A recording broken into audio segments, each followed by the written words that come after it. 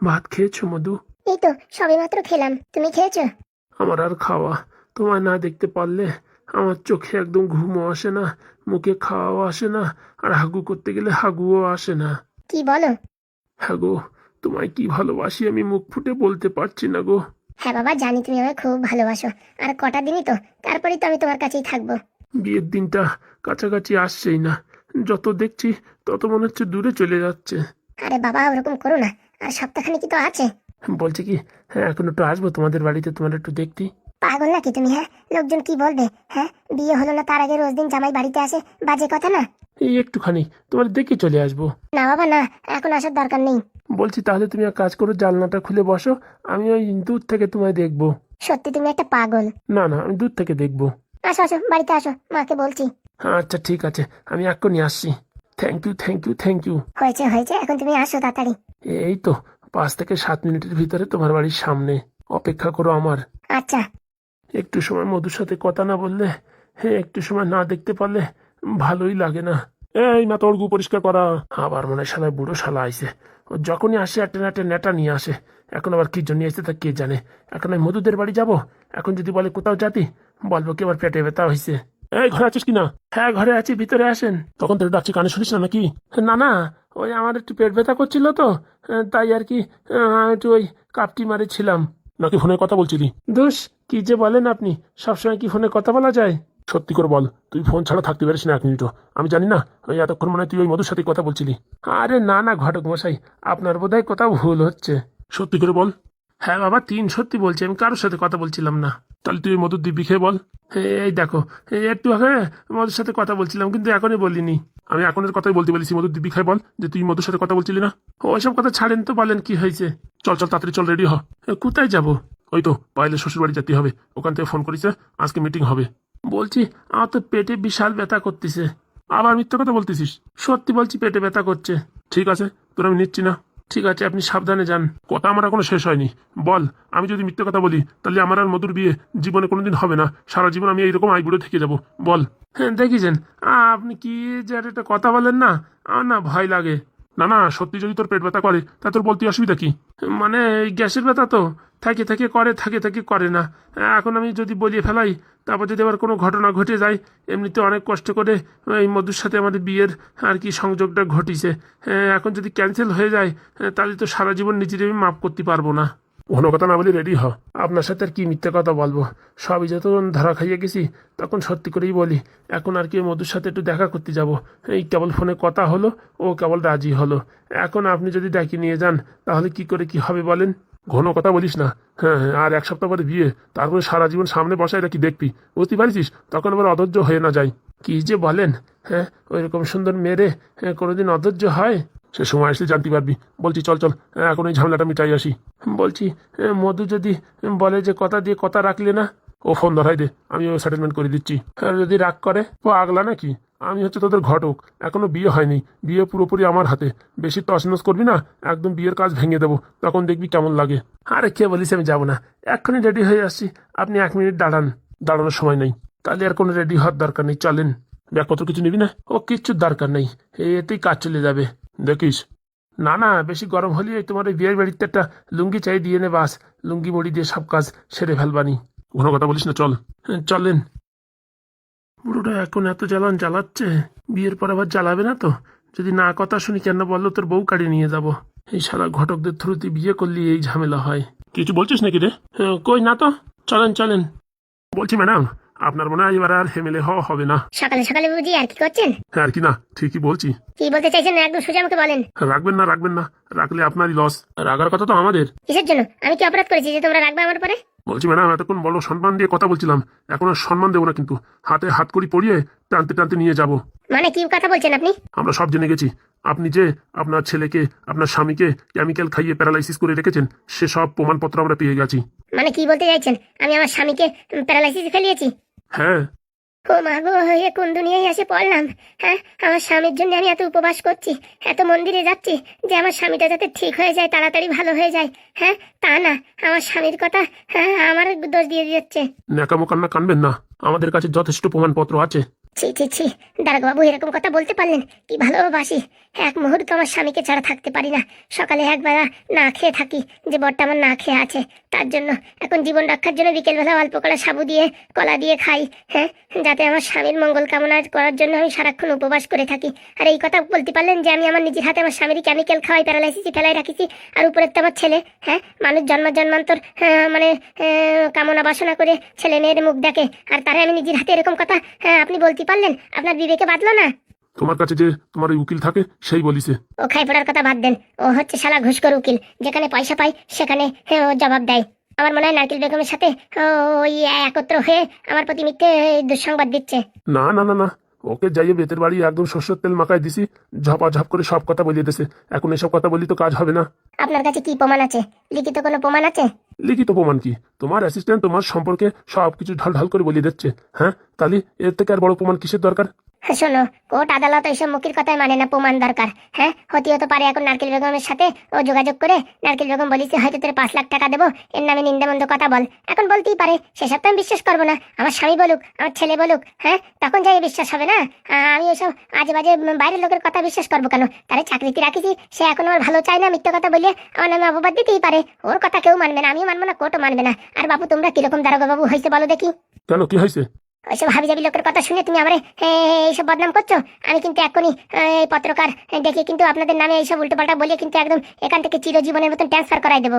এখনো আপনার হাতে অত পাওয়ার আসেনি, আর আপনি করেছেন ভুল, আর আমরা পাবো ভয়। দেখবেন, তাহলে দেখবেন, এখনই খবরের কাগজের লোক ডেকে আপনাদের নামে এইসব ভুং ভাং বলবো যে আমাদের কাছে 6 লাখ টাকা চাইছে, যে টাকা দাও, না হলে পরে তোমার নামে এইসব উল্টোপাল্টা কথা বলে তোমার এই ভোটে হারাই দেবো। এইসব কথা দিয়ে আপনাদের নামে কেস ঠুকে দেবো। চেনেন না আমারে? কি কথা বলছো তুমি? আমরা কখন টাকা চাইলাম? বাবা, আমি বলবো যে আমাদের কাছে 10 লাখ টাকা চাইছে, হ্যাঁ, আমি টাকা দিতে অস্বীকার করেছি বলে এখন আমার নামে বদনাম করছে। দেখেন, আমি একবারও টাকা চাই নাই। আমি মুখ দিয়ে বলতেছি, সেটা প্রমাণ হবে না? মুখের কথায় তো কোনো প্রমাণ হবে না, প্রমাণ দরকার। তাহলে ওই যে আমার অ্যাসিস্ট্যান্ট উল্টোপাল্টা কথা বলছে, এখন তার কথায় আপনি নাচানাচি করছেন। হতে পারে যে নারকেল বেগমের সাথে তার মানে সরু কানেকশন আছে, যে আমার ঘরে খেয়ে আমার ঘরে পড়ে আমার বাস মারার জন্য এইসব কথা বলছে। আমি এসব বিশ্বাস করি না, আমি জীবন্ত চোখে যা দেখবো সেটাই বিশ্বাস করবো। আচ্ছা জ্বালাতো মশাই।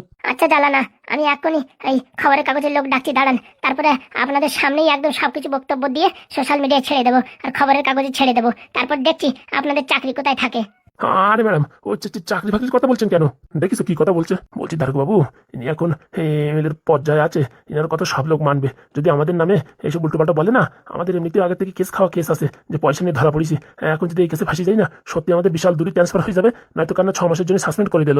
কি বলছো? হ্যাঁ, ঠিকই বলছি। তাহলে এখন কি করবো? বলছি পয়সা আমরা অন্যভাবে কামাই নেবো, এখন এই জায়গায় প্যাস মারার দরকার নেই।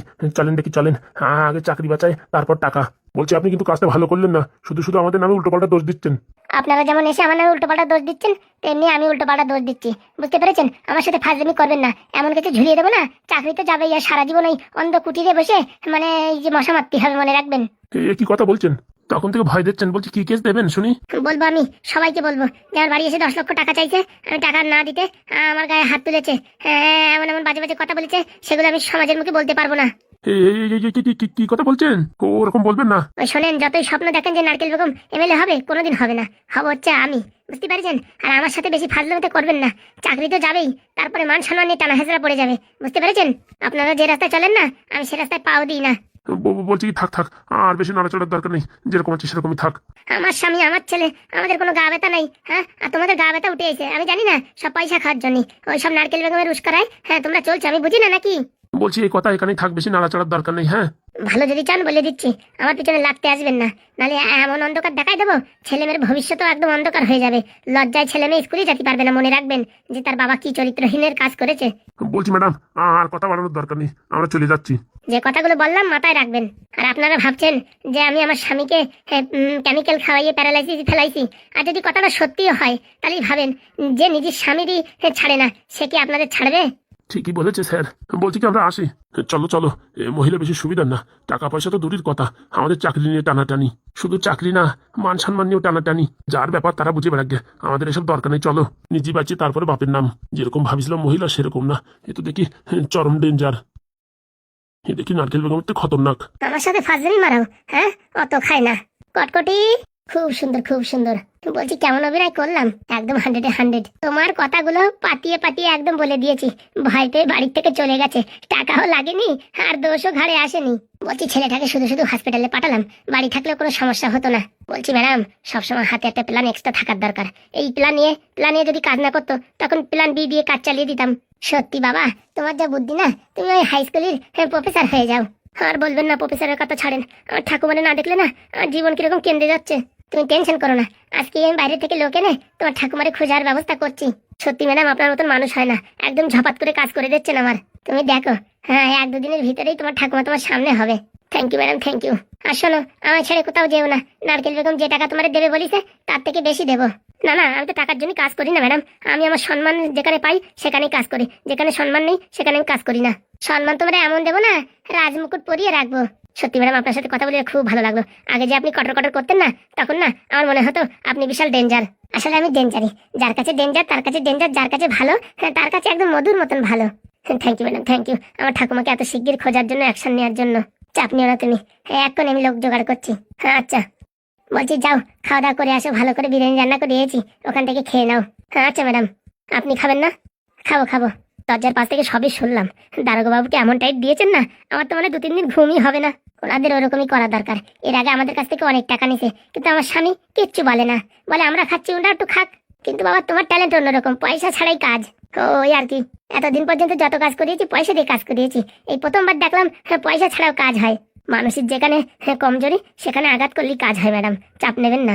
আমি আছি সবসময় আপনার পিছনে। তুমি আমার পিছনে থাকলে ভোট থেকে আমাকে হারাতে কেউ পারবে না। তবু ম্যাডাম সতর্ক থাকতে হবে, বলা যায় কখন কোথা থেকে কে কি করে। না না, আমি তো চারিদিকে সবসময় সতর্ক বার্তা ফেলিয়ে রেখেছি। চলেন ম্যাডাম, ভীষণ খিদে লেগেছে। হ্যাঁ চলো। বলছি ভাইপো, তোদের একটা কাজ করতে হবে। কি কাজ কাকা? কাজ হচ্ছে তোর বৌদির গ্রামে গিয়ে তোর বৌদির কোনো একটা কমজোরি খুঁজে বের করতে হবে, যেখানে আঘাত করলে পারে আমরা অনেক পয়সা কম দিয়ে বা ফ্রিতে কাজটা চালিয়ে দিতে পারবো। এরকম একটা তোর কমজোরি বা সিক্রেট কথা খুঁজে বের করতে হবে। বলছি ওই গ্রামে ও তো সবাই আমার চেনে, তাহলে তোর মতন চালু তো আর কেউ নাই যে কারে পাঠাবো। আমরা যতদূর খবর পেয়েছি বৌদির নাকি একটা বয়ফ্রেন্ড আছে, ওই সাদা চুল করে। হ্যাঁ সেদিন আমরা দেখেছি। সেটা তো আমরাও জানি, কিন্তু ওর সম্পর্কে তো কিছু জানি না। আন্দাজে বলতে গেলে তো আর কাজ হবে না, মিটিং এর ভিতরে কথাটা তুলতে গেলে পারে একটু গুরুত্ব সহকারে তুলতে হবে। আজকে বিকেলবার মিটিং হবে। বলছি জেঠু, আজকের মিটিংটা যে করে হোক হোল্ড করে দাও, কালকে দুপুরবেলা মিটিংটা রাখো, তার ভিতরে যে করে হোক আমরা ইনফরমেশন জোগাড় করে দেবো। ওখানে আমি আর ওই লালটা গেলে হবে না, ওখানে ওই ফড়িং আর ওই চম্পাদারে পাঠাতে হবে। বলছি চম্পা দা হবে না মামা হবে? আরে বাবা, একটা বললি হলো, দা বললি কি আর মামা বললি কি, চেহারা তো আর পাল্টাবে না, ওরকমই তো থাকবে। তা তো ঠিক কথা, তাহলে রেডি হয়ে পড়ি। দাঁড়াও একটু দাঁড়াও, তাহলে যেটু ওই একটা কাজ হলেই তো হবে। বলছি বাবা, তুই গেলে একটু ভালো হতো বুঝেছিস, তোর পরে না আমার একটু অন্যরকম বিশ্বাস আছে। কিন্তু যতদূর সম্ভব ওই যে ওই বৌদির বয়ফ্রেন্ড আমার চেনে তো।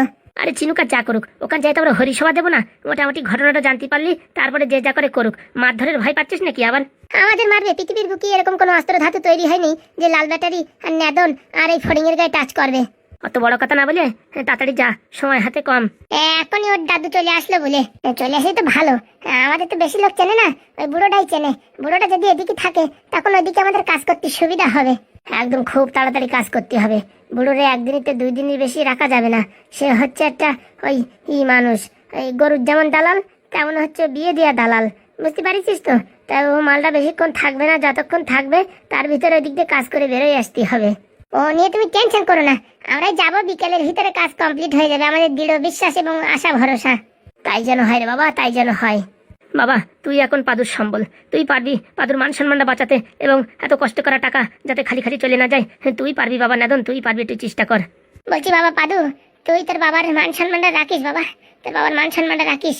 চিন্তা করো না বাবা, এই পিরানের যতক্ষণ শ্বাস আছে ততক্ষণ আমি তোমাদের জন্য লড়ে যাব, টেনশন করো না। হ্যাঁ, তোমাদেরই জিত হবে। সে তো আমরাও জানি, আমরা দলে কি লোক কম, কিন্তু অপর পার্টি তারেও হালকায় নেওয়া যাবে না। কোথাতে কোন চাল দিয়ে ঘোড়ার মতন প্যাঁচ মেরে খাইয়ে নেবে বলা যায়? অত সোজা না, আমরা তো আছি নাকি। বলছি ভাইপো, আগে যেরকম আমাদের বুদ্ধি ছিল না মাথায়, আর কি বলবো, এখন সেরকম কাজ করে না তো, মাথার একটু ড্যামেজ হয়ে গেছে। না তো দেখতিস তোর বাবা, আমি, হাগুদা কি না ফাজলিমিতি করেছি আমরা। ঠিক আছে, অত কথা শোনার সময় নেই এখন, পরে একসময় শুনবো খানে। আচ্ছা বাবা, সাবধানে যা, ভালো করে কাজ করে উন্নতি করে বাড়ি আয়। হয়েছে হয়েছে, অত আশীর্বাদ দিও না, ধরে রাখতে পারবো না। বলছি খালি আশীর্বাদ দিলেই হবে, বিকেলবেলা আসার পরে একটু বিরিয়ানি খাতে দিও। হ্যাঁ আচ্ছা ঠিক আছে, আসি জেঠু। তথা আসছু, ভালোভাবে জয়ী হয়ে আসো। বলছি গুরুদেব আসি। সবসময় তোর ফাজলেমি, আমি তোর গুরুদেব কোথায় রে? ও আর কি হলো, যাও বাবা তাড়াতাড়ি যাও। চলো চল ফড়িং চল, তোমরা আগে হাঁটো, আমি পিছন দিয়ে হাঁটলেও তোমাকে ধরে ফেলাবানি। তা ঠিক, তোর যা লম্বা লম্বা ঠ্যাং, তুই তো রকেটের ব্যাগে ছুটিস। হয়েছে হয়েছে, তাড়াতাড়ি চলো।